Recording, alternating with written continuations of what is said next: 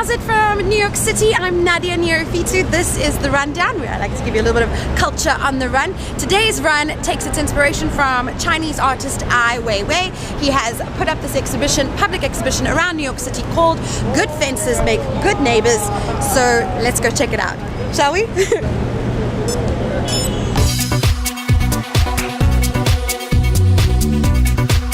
I remember the first time being impacted by an Ai Weiwei piece.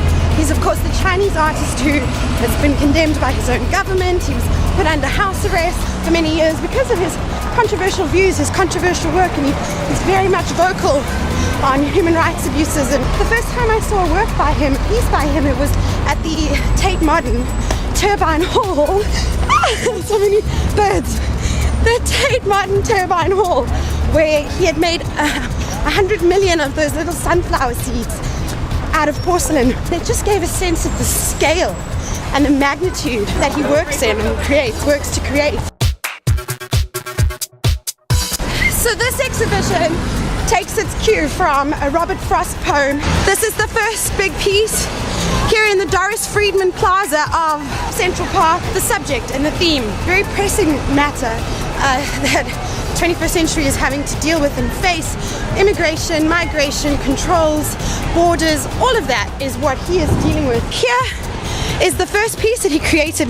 It's gold tinged as a nod to Trump, who lives just around the corner.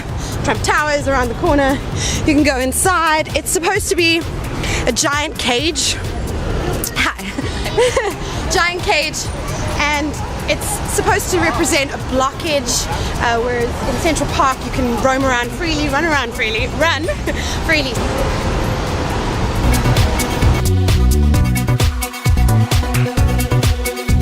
Ai Weiwei was born in Beijing, but he spent almost 10 years here in New York City.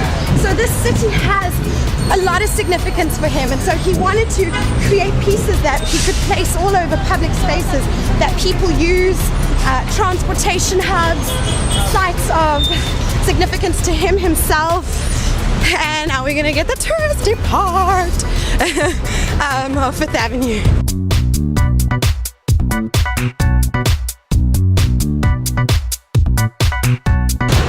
The White House.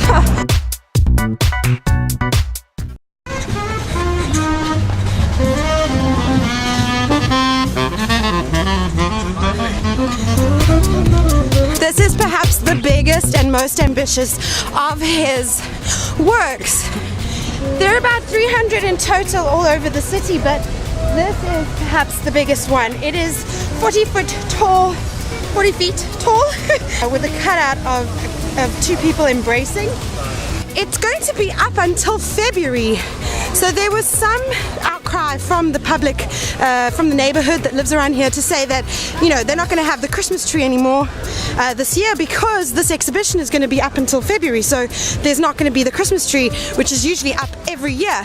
But I think if it keeps the issue forefront and at the top of people's minds, then, you know, let's make do without the Christmas tree for 1 year. Weiwei also made a documentary called Human Flow, in which he went to go and visit a whole bunch of places where people are displaced, about 40 different areas around the world, and he made this documentary Human Flow, as well as this.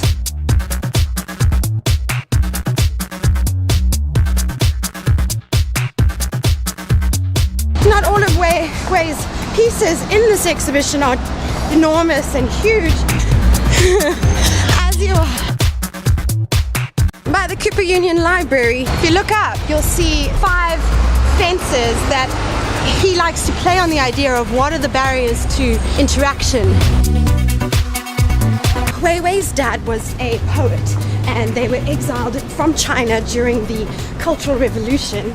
He also spent many years here in New York studying. He was at the Parsons School of Design, and he also lived in the US beyond just his time here in New York. The idea of what it means to be in exile. You know, I'm from South Africa, where a lot of people are in exile as well.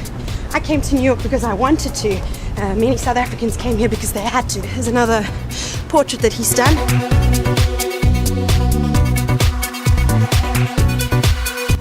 Here on the Lower East Side, there are quite a lot of different little pieces that he has put up. little fences. So this is where a lot of immigrants came in Lower East Side, to the Lower East Side, when they arrived to New York from Ellis Island.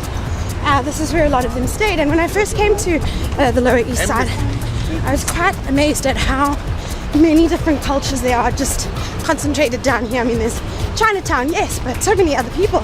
And also, I was quite amazed by the idea of tenements, these apartments that people used to be in, and like dozens of families together.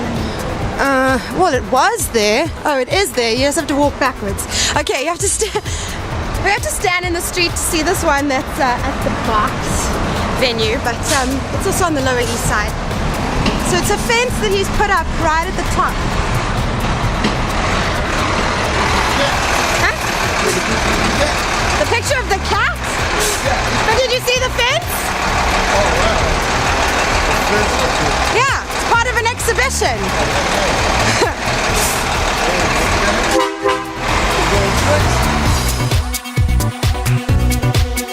But if you are on Essex Street, Essex Market, if you're by the market, look up, because Ai Weiwei has put up the story of immigration as well.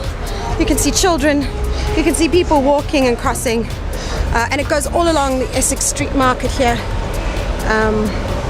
Also on the Lower East Side, which is where Ai Weiwei used to frequent. He'd go and eat here at the Essex Street Market, which has been around for many, many, many years and been a hub for a lot of immigrants that gathered here on the Lower East Side and lived here. This has been just a run down, a run through, and I'm so grateful that I get to run to places because I want to and not run for my life, because it's just devastating when you see what people are dealing with and what they have to go through.